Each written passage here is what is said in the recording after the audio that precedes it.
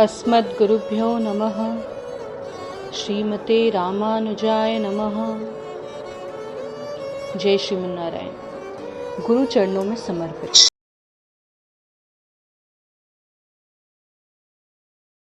बुद्धिमान श्रीमद योगी ने अपने से विमुख परम शिव भक्त श्री भक्तिसार को समझाने के उपदेश से अपने समीप के उद्यान में जाकर एक वृक्ष को जड़ ऊपर और पत्ते नीचे कर उल्टा रोपने लगे और एक छिद्र युक्त घट में जलाशय से पानी लेकर सींचने का प्रयास करने लगे। यह देखकर भक्तिसार ने उन्हें पूछा, आप क्या पागलपन कर रहे हैं? श्री महद योगी बोले, हे शिव भक्त, पागलपन मैं नहीं, आप कर रहे हैं। जगत कारण पर ब्रह्म परमात्मा को न जानने से आप पागल हैं। भक्तिसार बोले, जगत कारण भगवान शिव ही है, दूसरा कोई नहीं है। महद योगी बोले, जो किसी के द्वार रक्षणीय नहीं, जो जगत के एकमात्र रक्षक हैं, जिनसे शिव की उत्पत्ति हुई है, जिनसे ब्रह्मा आदि सभी देवता सभी ब्रह्मांड उत्पन्न हुए हैं, वही श्री नारायण ही परब्रह्म है। विष्णु शुद्ध सत्वमय, ब्रह्म रजोमय और शिव तमोगुणमय है। यह शास्त्र निर्णय है। ब्रह्मा विष्णु महेश इन तीनों में से एक ने अपने चरण फैलाए, दूसरे ने अपने कमंडलू के जल से उनको प्रचालित किया और तीसरे ने भक्ति पूर्वक उस जल को अपने सिर पर धारण किया। तो आप स्वयं निर्णय कीजिए कि इन तीनों में श्रेष्ठ कौन है। यह शास्त्र निर्णित सत्य है कि भगवान विष्णु ही मोक्ष देने वाले हैं। ब्रह्मा विष्णु महेश तीनों के स्वरूप तथा वेशभूषा से भी पता चलता है कि समस्त लोकों के स्वामी श्री विष्णु भगवान ही हैं। जब दैत्यों ने देवताओं पर आक्रमण किया तो भगवान विष्णु ने ही उनकी रक्षा करके अभय प्रदान किया। इन अनेक शास्त्र शुद्ध प्रमाणों से श्रीमन नारायण ही परब्रह्म परमात्मा है, यह बात को भी श्री भक्तिसार ने स्वीकार कर संशय रहित होकर श्री महद योगी के शिष्य बन गए। श्री भक्तिसार ने वैष्णव मत की स्थापना की। श्रीपति भगवान को अष्टांग योग द्वारा अपने हृदय कमलों में ध्यान करते हुए कैरीविणी नदी के तट पर 700 वर्ष तक निवास किया।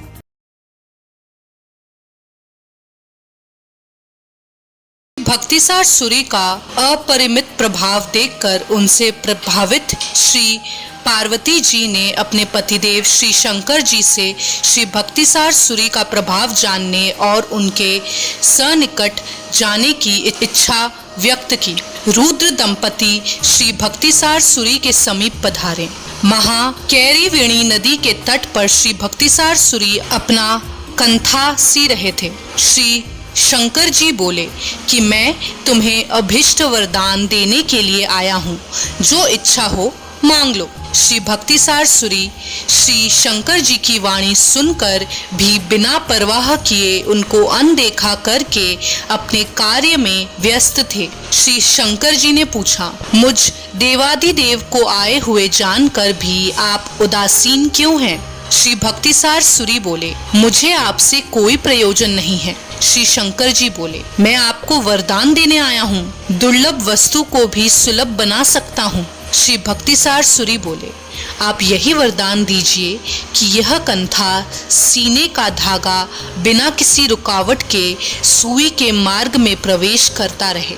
इस प्रकार अपना उपहास सुनकर क्रोधवश श्री शंकर जी ने श्री भक्तिसार सूरी को भस्म कर देने की इच्छा से अपने तीसरे नेत्र को खोलकर प्रलयकारी दाह को उत्पन्न किया। इस पर श्री भक्तिसार सूरी ने अपने दाहिने चरण के अंगूठे से त्रैलोक्य को भी भस्म कर देने वाले दाह को उत्पन्न किया, जो श्री शंकर जी के तीसरे नेत्र के उत्पन्न दाह से करोड़ों गुना अधिक था। रुद्र दंपति को अत्यंत कष्ट होने लगा और श्री भक्तिसार सूरी भगवान के गुणों का अनुभव करते हुए चुपचाप बैठे रहे। उनको कोई कष्ट नहीं हुआ। श्री भक्तिसार सूरी का प्रभाव देखकर श्री रुद्र को अत्यंत आश्चर्य और प्रसन्नता भी हुई। श्री रुद्र ने उनका नाम भक्तिसार रखा। श्री रुद्र पार्वती जी से बोले, वैष्णवों का प्रभाव वर्णनातीत होता है। आज मैं इनसे उसी तरह पराजित हो गया हूँ जिस तरह महाराज अम्बरीश के द्वारा ऋषि दुर्वासा पराजित हुए थे। श्री रुद्र आगे बोले, वैष्णव त्रैलोक्य में दुर्जय होते हैं। इस तरह श्री भक्तिसार स्वामी जी की अनेक प्रकार से प्रशंसा करते हुए रुद्र दंपति अपने आवास स्थल कैलाश पर्वत पर पधारे।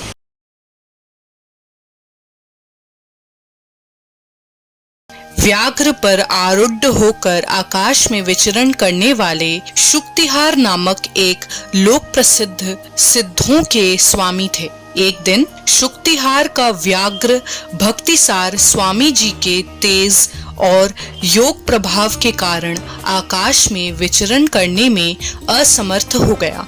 शुक्तिहार ने भक्तिसार स्वामी जी के समीप आकर उनको प्रणाम कर प्रशंसा कर उनको एक दिव्य कवच प्रदान किया। भक्तिसार स्वामी जी ने उस कवच को अस्वीकार करके उसी कवच को अपने संकल्प मात्र से मणिक्यादि से सुशोभित सूर्य की कांति के समान चमकदार बनाकर लौटा दिया। शुक्तिहार ने अपने गले की मणिमाला उन्हें अर्पण की तो भक्तिसार स्वामी जी ने उसे भी लौटा दिया और अपने कंठ की तुलसी कमलाक्ष की माला को अमूल्य मणिमाला बनाकर शुक्तिहार को दिखाया।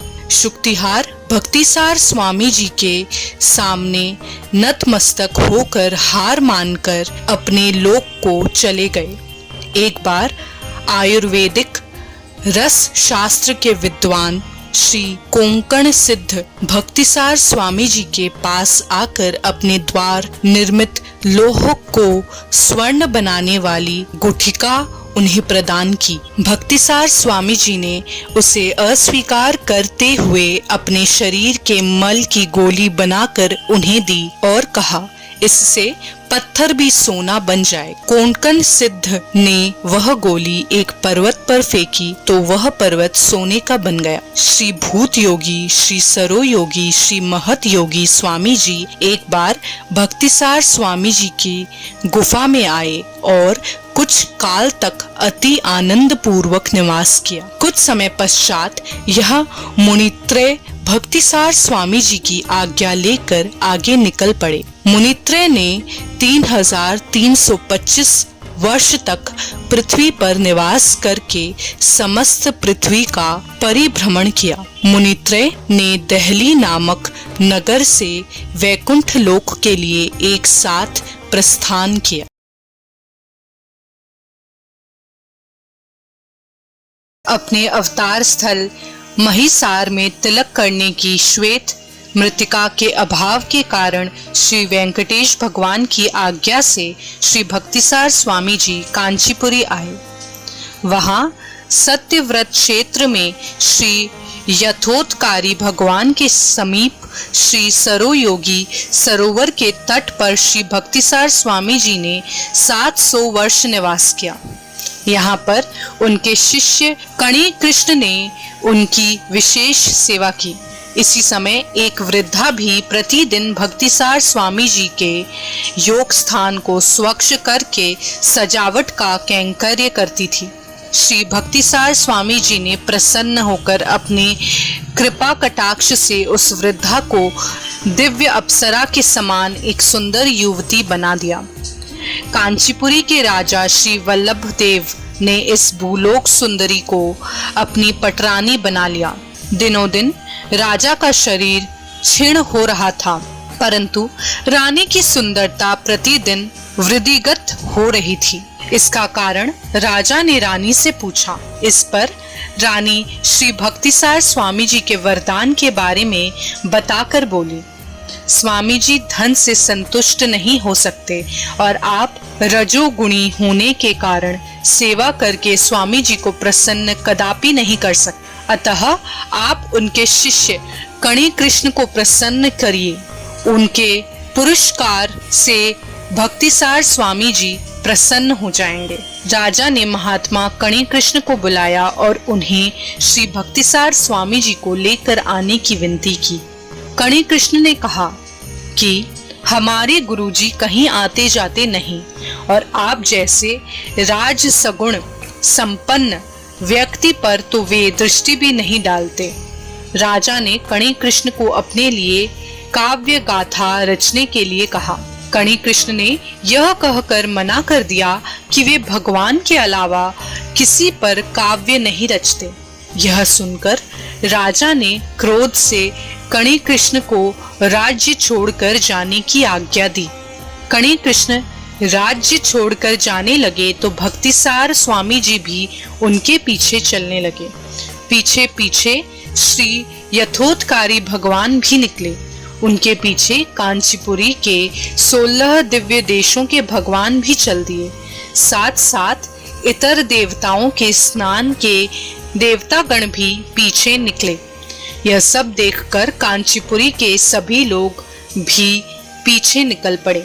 श्री रामचंद्र भगवान वन में जाते समय अयोध्या की जो परिस्थिति हुई थी वैसे ही यहाँ पर कांचीपुरी प्रभा रहित एवं शमशानवत शून्य हो गई।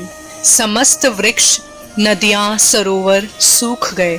सर्वत्र अंधकार व्याप्त हो गया, जिसे देखकर राजा अत्यंत दुखी और चिंतित हो गया। कांचीपुरी के एक कोश दूर एक स्थित स्थान पर सभी रुके हुए थे। यह सुनकर राजा ने वहां जाकर यथोत्कारी भगवान की प्रार्थना की तो भगवान ने भक्तिसार स्वामी जी के पास भेजा। भक्तिसार स्वामी जी ने कणी कृष्ण के पास भेजा। राजा ने कणी कृष्ण से क्षमा मांगकर उनको प्रसन्न किया। उनके साथ सभी जन अपने अपने स्थानों पर लौट गए। कांचीपुरी पुनः पूर्वव्रत सब प्रकार से संपन्न हो गई। राजा वल्लभ देव कणी कृष्ण के प्रभाव को जानकर उनके आश्रित बन गए। श्री भक्तिसार स्वामी जी के निवेदन से श्री यथोत्कारी भगवान आज भी वहां पर विराजमान हैं। श्री यथोत्कारी भगवान ईशान्य कोण में सिर रखकर बाईं करवट से पूर्व दिशा में मुख कर अपनी भक्त वत्सलता का परिचय देते हुए शयन करते हैं।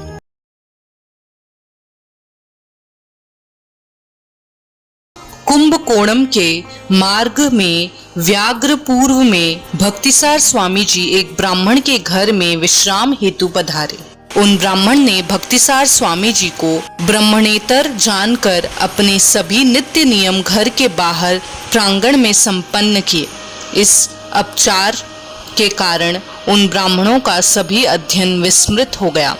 भक्तिसार स्वामी जी ने उन सब को क्षमा करके उनका अध्ययन फिर से श्रवण करा दिया। उन सभी ब्राह्मणों ने भक्तिसार स्वामी जी की विधिवत पूजा की और सबने कहा, भगवत भक्त शूद्र नहीं कहे जाते, वे तो भागवत कहे जाते हैं। ब्राह्मणादि सभी वर्णों में वही शूद्र है जो भगवत भक्त नहीं है। सभी ब्राह्मणों द्वारा पूजित श्री भक्तिसार स्वामी जी को वहां के दीक्षित जी ने यज्ञशाला में बुलाकर उच्चासन पर बिठाकर उनकी विधिवत पूजा की।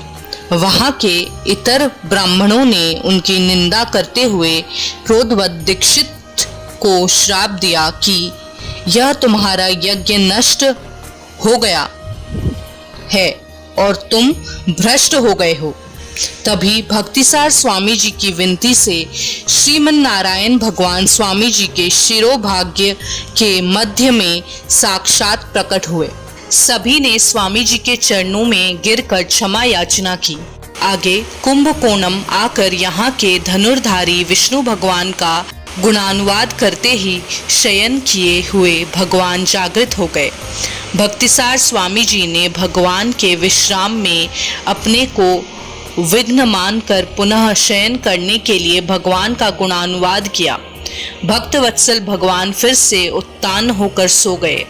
कुंभकोणम में यह भगवान आज भी उसी प्रकार उत्तान शयन किए हुए हैं जो अद्भुत तथा अनुपमय है। भक्तिसार स्वामी जी ने 2 दिव्य प्रबंधकों की रचना की। प्रथम चतुर्मुखादि नामक प्रबंध में 16 गाथाएं हैं। द्वितीय श्री चंद्र वृत्त नामक प्रबंध में 120 गाथाएं हैं।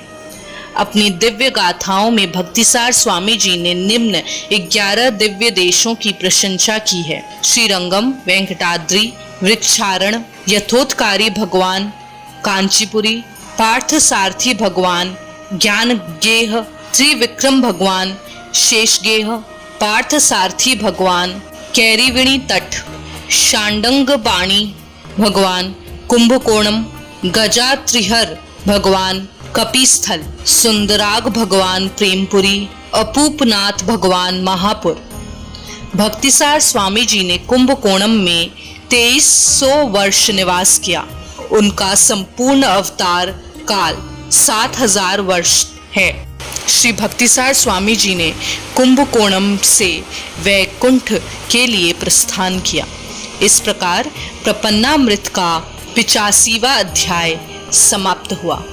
जय श्रीमन्नारायण।